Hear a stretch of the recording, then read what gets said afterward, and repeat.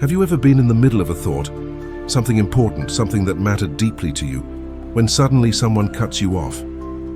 It could be in a meeting. It could be with friends. It could even be with the person you love most. And in that instant, your words vanish into thin air. Why does it sting so much? Why does being interrupted feel like having something stolen from you? The answer lies in a strange truth about the human mind.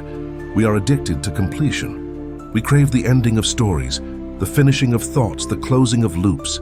When someone interrupts you, they don't just cut off your words. They rob you of the natural high your brain gets from finishing what it started. Psychologists call this the Zeigarnik effect. Our brains hold onto unfinished things more tightly than finished ones. It's why a cliffhanger keeps us awake at night. It's why an unresolved text thread itches at the back of your mind. And it's why interruptions can feel unbearable, because they leave your thought incomplete. But here's the deeper question. If the brain is wired this way, is there a way to use that wiring to our advantage? The Stoics thought so. Marcus Aurelius, Seneca, Epictetus, they understood that words are not just sound. Words are power. They knew that the right phrase, spoken at the right time, could silence a room, command attention, and bend the noise of the world back toward focus. And here's the part that might surprise you. Their secret was not in shouting, not in dominance, not in overpowering others. It was in using language the way a master sculptor uses a chisel, precise, sharp, and deliberate. The truth is, interruptions are not just about someone being rude. They're about power. Who gets heard? Who gets respected? Whose presence matters most in the room? And if you shrink back, if you smile politely and say, "Sorry, go ahead," you're teaching the world that your voice can be erased.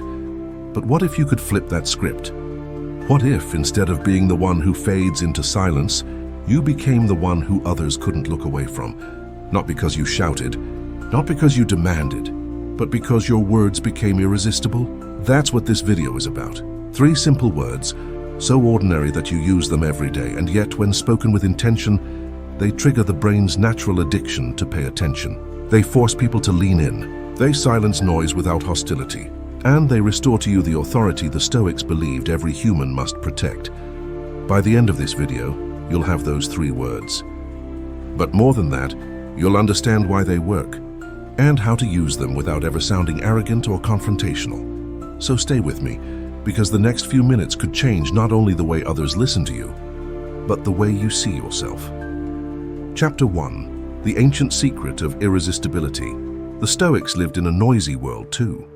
Crowded marketplaces, heated debates in the Senate, soldiers shouting in military camps, tutors teaching restless students, and yet certain men, Marcus Aurelius, Seneca, Epictetus, could walk into a room and command silence without ever raising their voices. How did they do it? They understood something timeless, that the human mind is not controlled by force but by attention. Whoever controls attention controls the room. And the most effective way to capture attention is not through volume, but through curiosity. Here's where ancient philosophy meets modern psychology. Neuroscientists discovered what we now call the Zeigarnik effect, a principle that explains why we remember unfinished tasks better than completed ones. Think about it. A TV show ends on a cliffhanger, and suddenly you can't stop thinking about it. A conversation gets interrupted, and your mind replays it over and over, desperate for closure. The Stoics didn't know the neuroscience, but they understood the pattern. They saw that human beings are addicted to resolution. We can't stand an unfinished thought. We lean in when we sense something meaningful is about to be completed.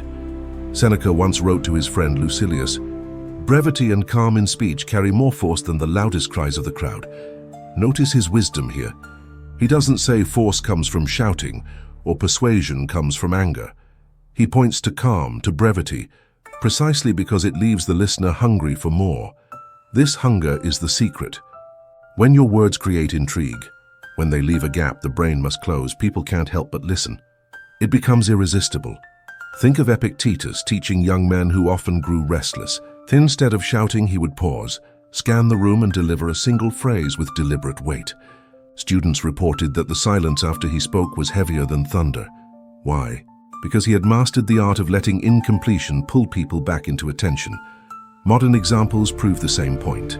Why do great speakers, like Martin Luther King Jr. or Steve Jobs, command rooms of thousands without screaming? because they know how to dangle unfinished ideas. They know how to use pauses, how to let a phrase hang in the air, how to make the brain lean forward to close the gap. And this is where Stoicism meets our daily life. Every interruption you face, whether in a boardroom, in a classroom, or at your dinner table, is a small tug of war for attention. If you surrender, the other voice wins. But if you master the ability to pull attention back, calmly, with precision, you win. Not by force, but by inevitability. Because attention, once hooked, is addictive. The Stoics knew this. They treated words like medicine, measured, potent, irresistible. And that's why the next part matters.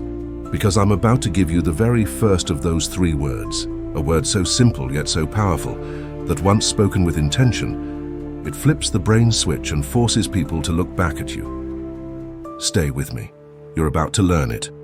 Chapter 3, the first word, listen. The first word is simple. You already know it. You've said it countless times. That word is listen. At first glance, it feels too ordinary to hold power. But here's the truth. In human psychology, listen is what scientists call an orienting signal. It's a verbal trigger that hijacks the brain's focus. When you hear it, your instincts react before your logic does. Think about when you're walking down the street and someone suddenly says, "Hey, listen." Your body doesn't ignore it. You stop, you look, you pay attention. The word pulls at something deep inside you, because your brain is wired to treat it as a command. This is why it works so well when you're interrupted. Instead of fighting for space with noise, you pause, lift your head, and calmly say, "Listen." The effect is subtle but undeniable. It cuts through chatter without aggression. It's not a request. It's not an apology. It's a declaration. Pay attention, this matters. The Stoics knew the strength of this word. Epictetus, one of the greatest Stoic teachers, was famous for how he handled disorder in his classroom. His students were often restless, distracted, even disrespectful. He never yelled to regain control. He never begged for silence.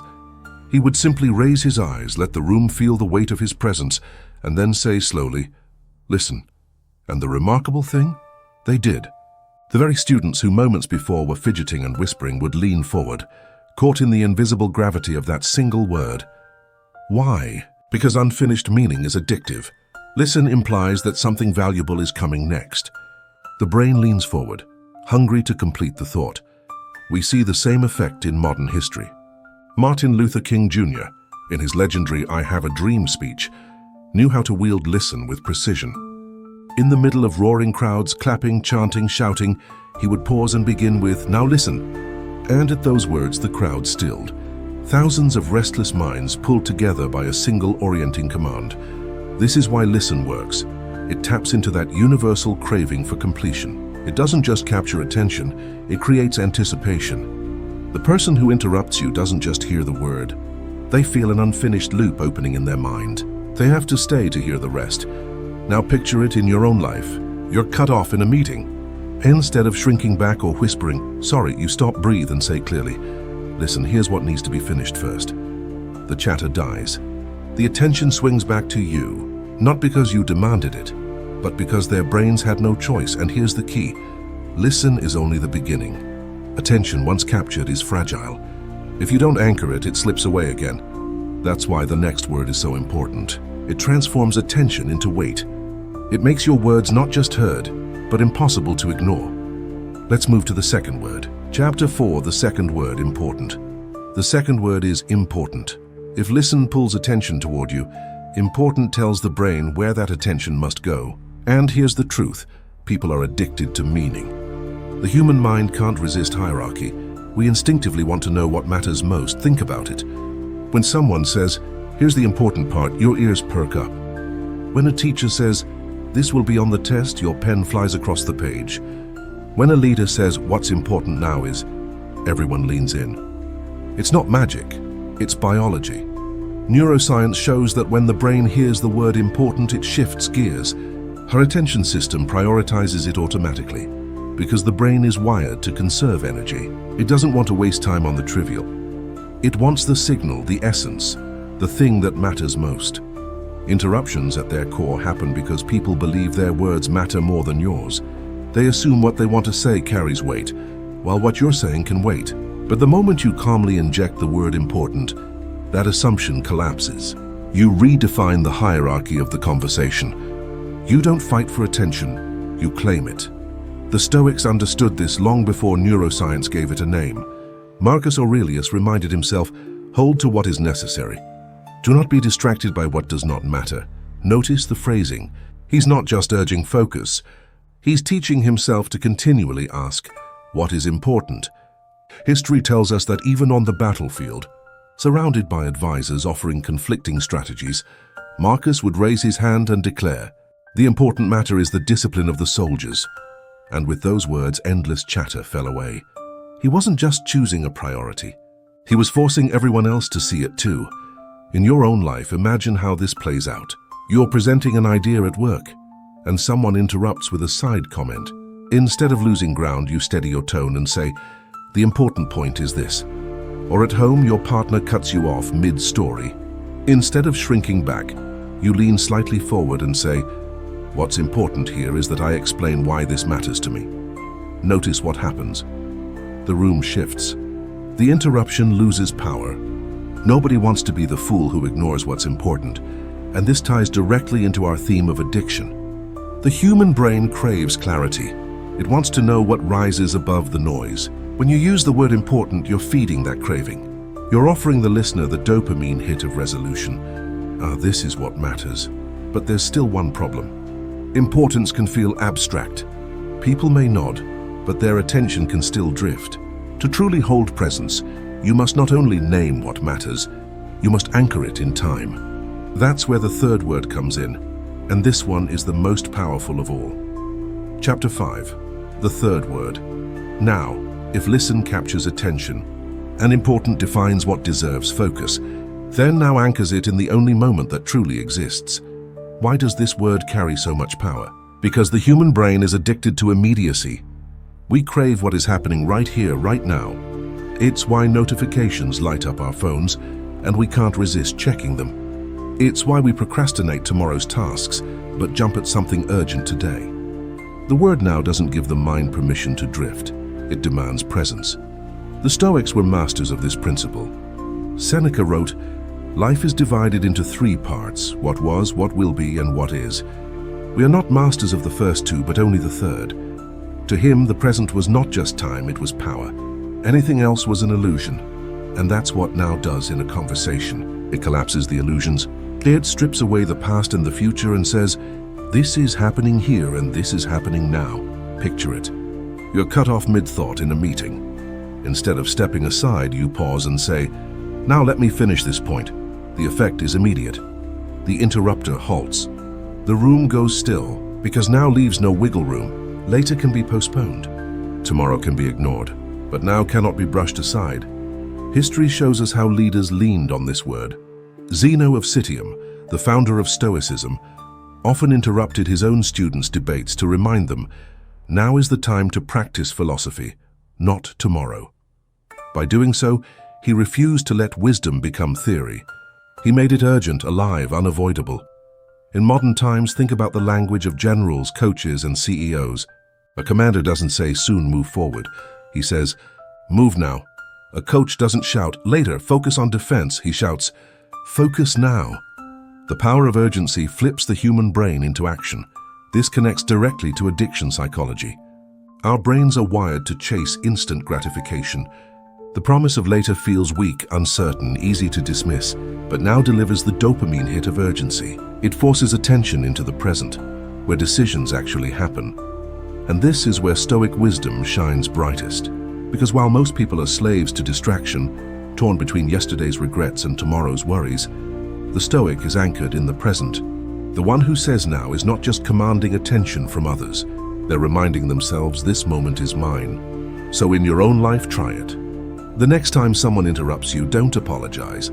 Don't wait for permission. Instead, ground yourself in calm authority and say, now let me finish.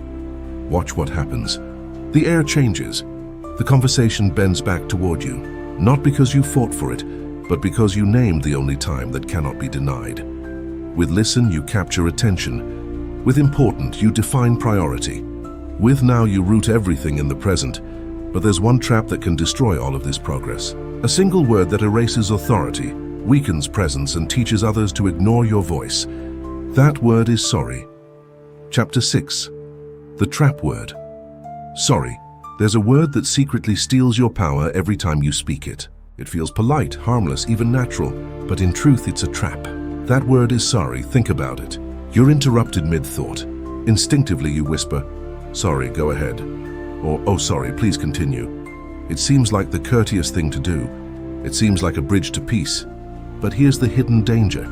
Every time you say sorry in that moment, you are not just apologizing. You are erasing yourself from the conversation. You are giving the other person and the world the message that your words matter less than theirs. Humans are addicted to cues of dominance and attention. When you surrender your voice with sorry, you train your listener's brain. Their words don't carry weight. Their presence can be overridden. And over time, this repetition rewires the dynamic of every interaction. People interrupt. You apologize. And your authority quietly diminishes, almost invisibly. Epictetus, the Stoic teacher, said, "No one can diminish you without your consent. Every whispered sorry hands that consent away." You're not weak for feeling interrupted. You're weak when you teach others to devalue your presence. Consider it in everyday life. In a meeting, you share an idea, and someone cuts in. You say, "Sorry, go on." Instantly, the influence you thought you had just evaporated. Or at home, you open your heart, and a loved one interrupts. You reply, "Sorry, finish. You've just signaled my thoughts, my feelings, my ideas, they can wait." Yours are first, even worse. This builds a psychological loop. The interrupter's brain gets a reward, a tiny rush of dopamine for overriding your voice. And the more they experience that reward, the more likely interruptions become habitual. Meanwhile, your brain starts anticipating the same diminishment, quietly shrinking your confidence. The Stoics understood this danger. Authority, presence, and influence are not forced. They are embodied. It is calm, deliberate, and consistent. It is not loud. It is not apologetic. And it is certainly not surrendered to sorry. Here's the essential truth. The word sorry is addictive. For the listener, not you. It gives them a fleeting sense of control. But you pay the cost every time you use it. The habit of surrender slowly erodes your presence until your voice becomes a background murmur rather than a command. That doesn't mean you must never apologize, but timing matters. Apologize for harm, for mistakes, not for being interrupted. Saying sorry at the wrong moment is like handing over a key to the kingdom and watching someone walk away with it while you remain powerless. The Stoic alternative is simple, but profound. Instead of surrendering with sorry, you redirect the brain's craving for closure back toward yourself. You capture attention. You establish priority. You anchor presence. And that alternative, the phrase that replaces sorry and makes your words irresistible, is the subject of the next chapter. Chapter 7, the Stoic replacement. Listen, there's more. Now we come to the moment that transforms everything. The phrase that replaces the trap of sorry captures attention, defines importance, and anchors presence in the present. That phrase is "listen, there's more." It's short. It's simple. And yet it's devastatingly effective. Think about it. You're interrupted mid-thought. Most people would shrink back, mumble an apology, and surrender. But with this phrase, you do the opposite. You pull attention back to yourself. You declare that your words are not finished. You create an irresistible pull, the kind of pull the brain naturally craves. Why does it work? Because it combines everything we've learned so far. Listen captures attention, triggering the brain's orienting response. Important is implied in the promise of more. The idea that what you're about to say matters, that it carries weight, and now is embedded in the urgency. The moment is happening and the thought cannot wait. The human brain is addicted to unfinished loops. Stories, problems, or ideas left incomplete are like magnets for attention. When you say "listen, there's more," you are exploiting that exact mechanism. You create a mental cliffhanger. The listener instinctively leans in, waiting to resolve the tension. They have to hear the rest. The Stoics understood this instinctively. Epictetus taught that mastery is not just about knowing the right thing to say, but about directing presence. Silence can be a weapon, but only when paired with clarity and intent. When he paused mid-lesson and drew the students' focus with a single phrase, he wasn't being dramatic. He was leveraging their natural craving for completion. Even in modern life, leaders use this principle every day. Think about TED speakers, top CEOs, and world-class educators. They rarely just finish a point abruptly. They leave an opening, an invitation, a promise there's more. Pay attention. This matters. People are drawn in. They can't look away. And notice, they rarely need to raise their voices. The pull comes from psychology, not volume. Now imagine it in your own life. In a meeting, you present an idea, and someone cuts in. Instead of apologizing or fading, you lift your eyes, speak with calm authority, and say, "Listen, there's more." Instantly, the interruption loses momentum. The other person pauses, curiosity activated. Attention shifts back to you, and your idea, your presence, takes center stage once more. Even in relationships, the same principle applies. You open your heart. A friend or partner interrupts. You don't withdraw. You simply lean in and say, "Listen, there's more." Suddenly, the conversation transforms. What might have been another missed connection becomes a moment of focus, understanding, and respect. This phrase is more than a communication tactic. It is a declaration of presence. It says, "I exist here. My words matter." And the world must pay attention, not through force, but through irresistible psychological gravity. Remember, mastery of words is mastery of self. "Listen, there's more" is the embodiment of calm authority. It protects your voice, commands attention, and satisfies the brain's natural craving for resolution, all at once. And that, in essence, is the Stoic way to stop interruptions and reclaim your presence.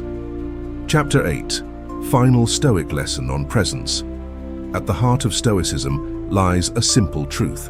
Your words are inseparable from your character. How you speak reflects how you see yourself. How you allow others to interrupt, or how you reclaim your presence, mirrors your inner authority. We've explored 3 simple words: listen, important, now. On their own, each is powerful. Together, they form a framework for reclaiming attention and presence in any conversation. And when you combine them into the Stoic phrase, "Listen, there's more," you create a force that is almost magnetic. But the lesson goes deeper than communication techniques. This is not about manipulation or tricking people. It's about integrity. The Stoics taught that authority, presence, and respect are earned and embodied. They are not demanded. Marcus Aurelius wrote, "Waste no words on what is unnecessary." Epictetus reminded his students, "Discipline of speech reflects discipline of thought." And Seneca explained, "Brevity holds more power than volume." When you say "listen," you are commanding attention without raising your voice. When you imply important, you define priority and show that your words carry weight. When you anchor it with "now," you root everything in the present, where action and focus truly exist. And when you replace the automatic "sorry" with "listen, there's more," you stop surrendering your authority. This isn't just a method for conversations. It's a philosophy for life. Every time you reclaim your words, you reclaim your presence.